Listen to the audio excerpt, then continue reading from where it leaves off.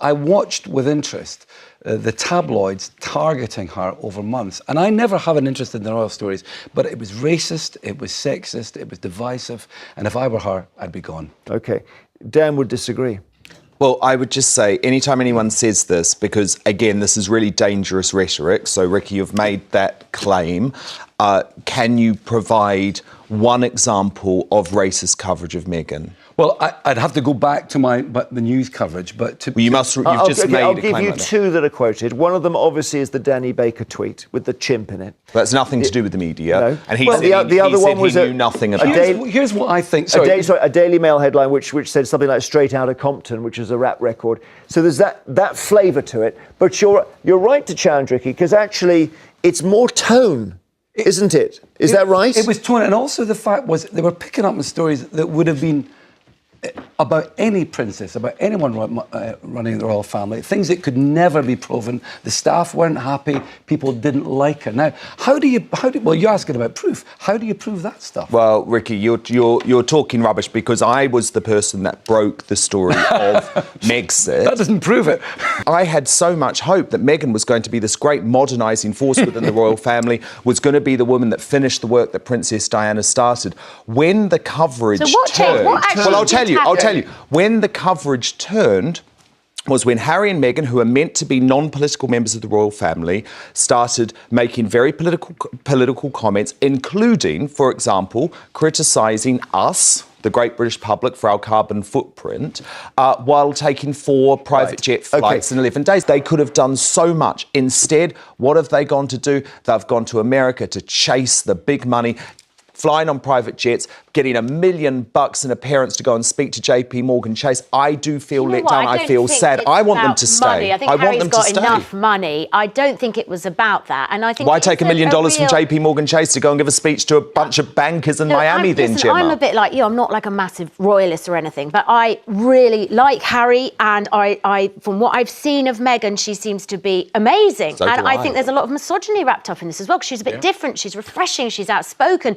She tries to take on certain issues, and then people are like, know your place, that's not for you. Whereas I thought she was very refreshing, and it's sad. And we've got Prince Andrew still. That's rubbish. Welcome back, squad. Once again, the media is in a frenzy, desperately trying to control the narrative about the Duke and Duchess of Sussex. But here's the thing, they can't handle the truth.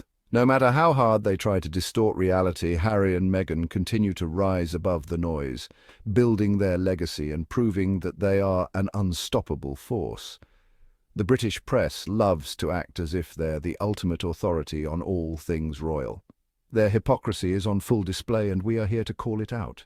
From unfair criticisms to blatant double standards, the media's obsession with tearing down the Sussexes has reached new heights of absurdity. Let's break it all down and expose the drama. If you're ready to stand in the truth, hit that like button, subscribe, and let's dive right in. First things first, Harry and Meghan are winning, and that fact alone is sending the British media into a tailspin. Their groundbreaking deals with Netflix, Spotify, and their impactful work through the Archewell Foundation continue to receive global praise. Yet, instead of acknowledging their influence and achievements, the press pushes a tired narrative of failure and irrelevance. It's laughable at this point. The truth is, Harry and Meghan have built something incredible outside of the royal institution, proving that they don't need the monarchy to be powerful. Their independence is a threat to the outdated system, and that's exactly why the press is scrambling to discredit them. The louder they scream failure, the more it becomes obvious that the Sussexes are a success story they simply can't ignore. Let's talk about the media's selective outrage, because the double standards are out of control. Meghan so much as touches her baby bump, and suddenly it's a global controversy.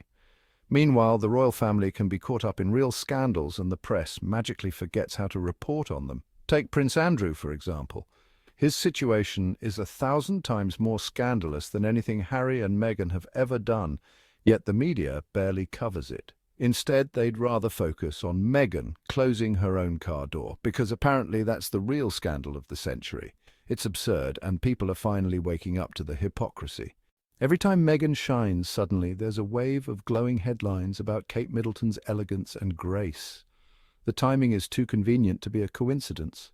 The royal family's PR machine is working overtime to push the idea that Kate is the ideal royal while painting Meghan as the villain.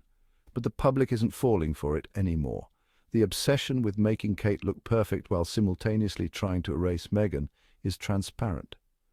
The media wants to uplift one woman by tearing down another, and that's not only unfair but also outdated. Women don't need to be pitted against each other, and Meghan's success doesn't take away from anyone else's shine. Despite the media's best efforts, the world is catching on. Social media has become a powerful tool for calling out the hypocrisy, and people are no longer blindly accepting the headlines. The Sussex squad and supporters worldwide are documenting the double standards in real time, making it impossible for the press to rewrite history. If Harry and Meghan were truly irrelevant, why do they continue to dominate headlines? The answer is simple: they are the story. The media needs them to stay relevant, even as they try to diminish their success. But the more they try to tear the Sussexes down, the more they expose their own biases. It's no secret that Meghan has been the British press's favourite scapegoat from the moment she entered the royal fold. Every minor decision she makes is scrutinised beyond reason, while others in the royal family are given a free pass for far worse. Whether it's her fashion choices, her work ethic, or even the way she interacts with her own children, the media is always ready to paint her in the worst possible light. The real question is, why? Meghan represents everything the royal institution fears: a woman of colour, independent, successful on her own terms, and unapologetically vocal about her experiences.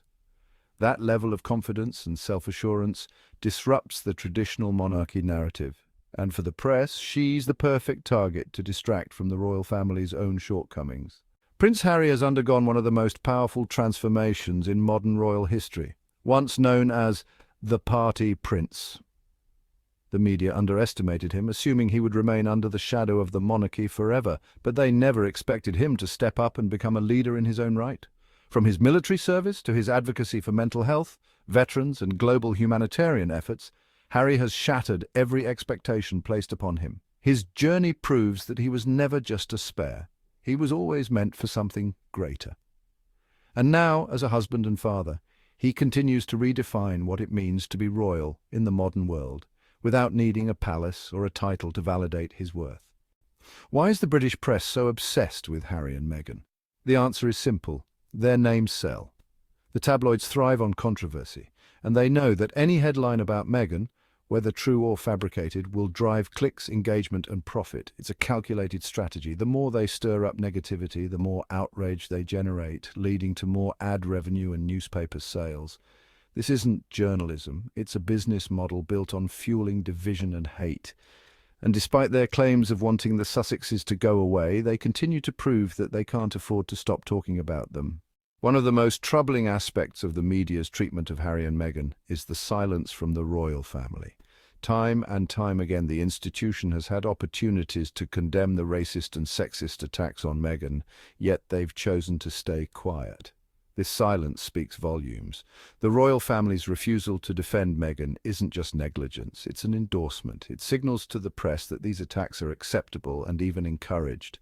Meanwhile, when other royals face scrutiny, immediate statements of support are issued. The double standards aren't just from the media, they come straight from the palace itself. No matter what the media throws at them, one thing remains clear: Harry and Meghan will always rise above. Their work is bigger than the headlines. Their impact is felt on a global scale, from their humanitarian projects to their influence in media and entertainment. The reason they continue to thrive is simple: they are authentic. They live their truth, and that's something no smear campaign can ever take away. The public is seeing through the lies, and history will remember them not for the hate thrown at them, but for the change they inspired. Harry and Meghan are thriving despite the media's relentless smear campaign. The royal family's double standards are more obvious than ever, and people are waking up to the truth. The press can spin their narratives all they want, but they can't change the facts. The Sussexes are winning, and no amount of negative press can take that away. What do you think? Are the media's tricks finally losing their power? Let me know in the comments. And as always, don't forget to like, subscribe, and hit that super thanks button to support the channel. We will continue to call out the nonsense and uplift the truth. Until next time, stay royal, stay resilient, and stay Sussex strong.